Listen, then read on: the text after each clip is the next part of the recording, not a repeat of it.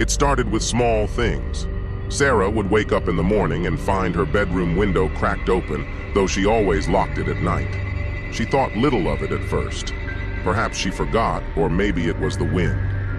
But then other things began to happen. One evening, after a long day at work, she came home to find her front door slightly ajar. Sarah hesitated, her heart racing, but nothing appeared out of place inside. She checked every room, every closet, but everything was normal, except for one thing. On her living room table there was a photograph.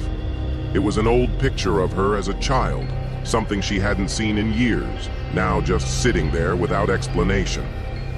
Panic flickered at the edges of her mind, but she told herself it had been misplaced earlier.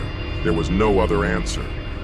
Yet that night, as she lay in bed, she couldn't shake the feeling of being watched. The sensation crept over her, thickening the air around her until it was almost unbearable. The following night, it escalated. Sarah awoke in the dead of night, her heart pounding in her ears. The room was cold, colder than it should have been. As her eyes adjusted to the dark, she noticed something even more chilling. A faint, shadowy figure standing at the foot of her bed. Its shape was just out of focus, like a blur in the darkness, but she could feel its gaze, heavy and intent, locked onto her. She couldn't move. Every muscle in her body tensed as fear gripped her, but the figure didn't advance. It just stood there, watching. Minutes passed, agonizing, suffocating minutes, until the figure slowly faded, dissolving into the shadows of the room. The next morning, Sarah found a new photograph on her table. This time, it was of her, taken while she was asleep in bed the previous night. Her breath caught in her throat, and her hands trembled as she examined it. Who was taking these photos? And how had they gotten inside without her knowing? That night, she decided to stay awake, determined to catch whatever or whoever it was.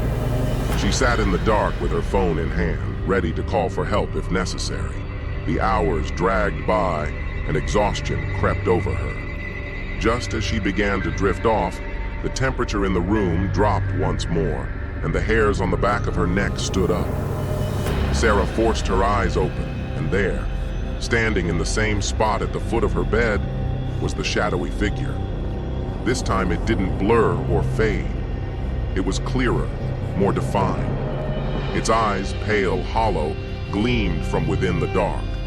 It was no person, no intruder of flesh and blood. Her phone fell from her hand as it raised a hand toward her, long fingers stretching out unnaturally. Suddenly it whispered, the voice rasping through the silence. "I've always been here watching."